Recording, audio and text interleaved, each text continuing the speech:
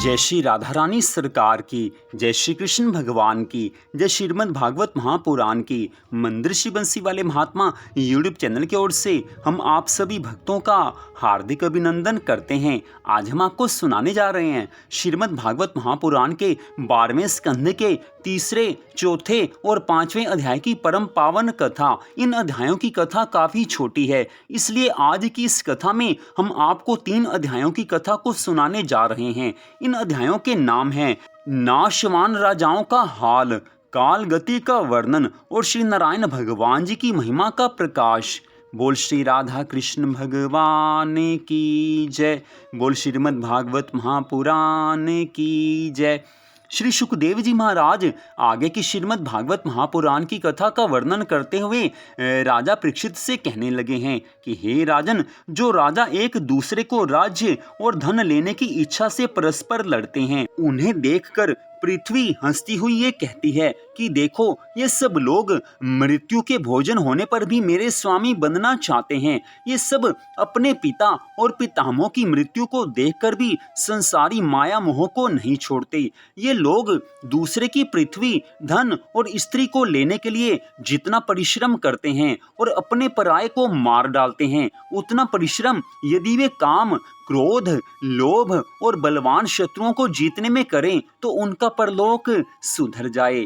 जब राजा पृथु, पुरुरवा, गाधी, नहुष, मानधाता, सगर, खटवांग, धुंधुमार, रघु, तृणविंदु, ययाति, सरयाति, कुवल याशव, बलि, नृग, हिरण्यकशिपु, हिरण्याक्ष, वृत्रासुर, रावण तथा बानासुर आदि प्रतापी, शूरवीर, गुणी तथा योगी राजा मेरे ऊपर रहकर मुझे अपना कहते कहते मृत्यु को प्राप्त हो गए और मैं किसी के साथ ना जाकर यहीं रह गई।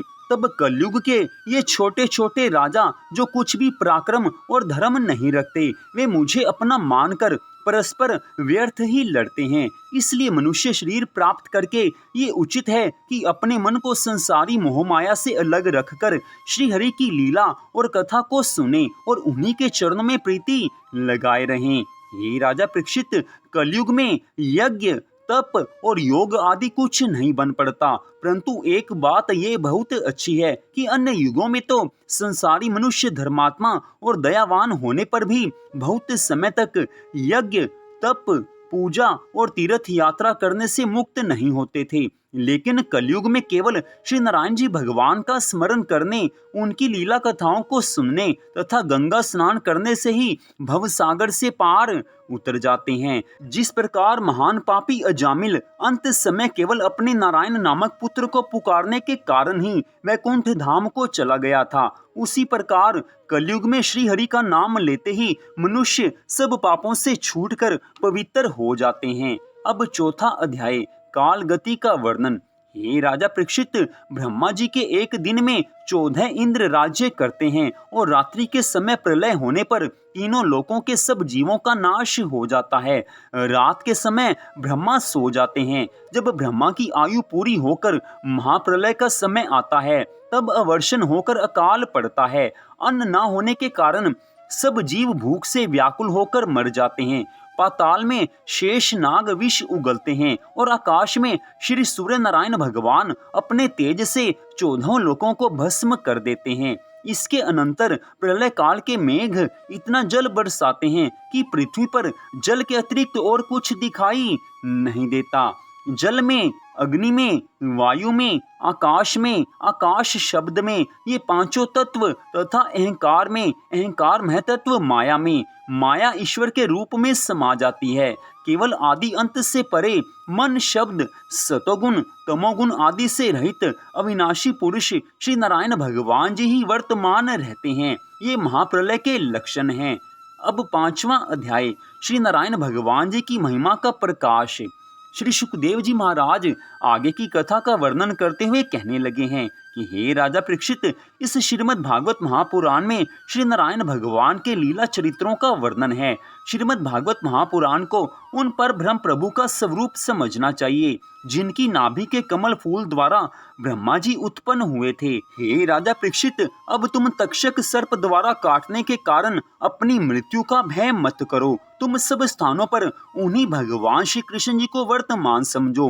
वे अविनाशी भगवान श्री कृष्ण जी जन्म मरण आदि अंत मध्य से परे तथा सत्य हैं। संसार के सभी संबंध मिथ्या हैं। जब तुम इस बात को अपने हृदय में भली प्रकार समझ लोगे, तुम्हें तब ये पता चलेगा कि कौन किसको काटता है। अपने अज्ञान और श्री हरि की माया में फंसे रहने के कारण संसारी लोग जन्म मरण दुख सुख आदि मानते हैं। यदि सच पूछो तो सत्य बात यही है कि आत्मा सदैव अमर रहती है। यह शरीर तो माया के गुणों से बनता और बिगड़ता रहता है।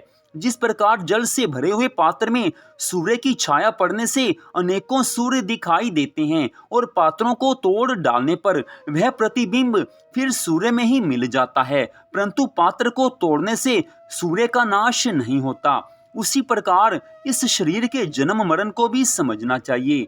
हे राजा परीक्षित, 84 लाख योनियों में श्री हरि जी की ही शक्ति है और इनसे बाहर वे काल रूप से नित्य विद्यमान रहते हैं। हे राजा परीक्षित, ऋषि के शाप के कारण आज तुम्हारा शरीर तक्षक नामक सर्प के काटने से मृत्यु को प्राप्त हो जाएगा, परंतु जो जीवात्मा शरीर से अलग रहता है वह अमर है। अब तुम्हारी मृत्यु का समय निकट आ गया है, इसलिए अब तुम भगवान श्री कृष्ण जी के चरणार विंदों में अपने मन को लगाकर उन्हीं प्रभु का स्मरण करो और ये सत्य जानो कि उनका नाम लेने मात्र से जन्म जन्मांतरों के पाप नष्ट हो जाते हैं।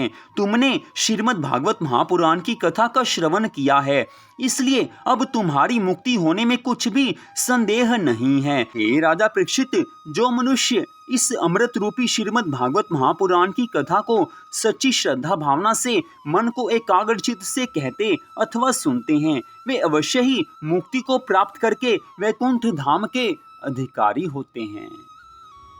तो यहीं पर श्रीमद् भागवत महापुराण की आज की इस कथा का विश्राम होता है। तो आज की इस कथा को सुनने के लिए आप सबका हार्दिक धन्यवाद।